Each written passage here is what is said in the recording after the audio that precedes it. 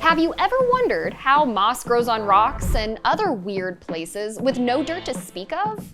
Well, mosses are actually really awesome. They're uniquely designed to live in some of the most extreme conditions on Earth, from tropical rainforests to deserts, even the Arctic. Scientists are just starting to realize how important mosses are for humans and the planet. And not just for their soil restoring and carbon sucking skills. Moss once helped solve an air pollution mystery in Oregon. But of course, some people still need some convincing. It is a bit like a pest. By the end of this video, you'll never look at moss the same way again. Let's start with some basics.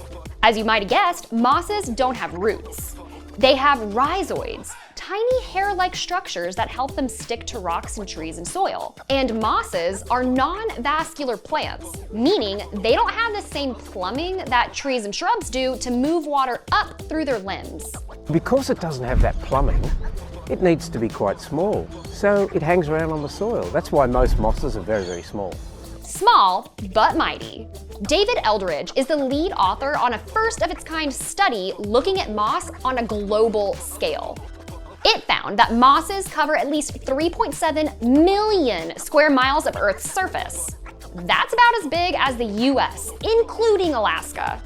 Not many people have really thought about mosses, not on the global scale. Our big surprise was the huge effect that they're having on soils. Think of moss like a pioneer. It can boldly grow where no plant has grown before. And as it settles in, it's actually making the soil better for plants that come after it. So mosses are really setting up the system for other plants to basically restore degraded soils. Eldridge calls moss a primary stabilizer, helping to hold the soil together and produce nutrients like carbon and nitrogen to help other plants survive. If you've seen moss growing on the soil, you know that there's not a lot of erosion. Things are pretty stable, but it also changes the chemistry of the soil. Eldridge's team sampled the soil beneath moss at 123 sites across all 7 continents. Compared to the bare soil, the soil under moss had higher levels of nutrients like phosphorus and nitrogen, and fewer plant pathogens that can create disease. Not only that, moss can act as a carbon sink. Our study showed that mosses actually store 6.43 billion, that's billion, tons more carbon than soils without mosses or without plants. So mosses are doing an amazing job by actually sequestering all that CO2 from the atmosphere and embedding it in the soil. Mosses are amazing mini sponges, taking in carbon and whatever else is in the atmosphere, including pollutants. Which brings us to our mystery in Oregon. Officials in Portland knew there were elevated levels of cadmium, a heavy metal that can cause cancer and kidney disease. But they couldn't tell exactly where it was coming from. Then, researchers from Portland's Forestry Sciences Laboratory got the bright idea to use moss like nature's air monitors.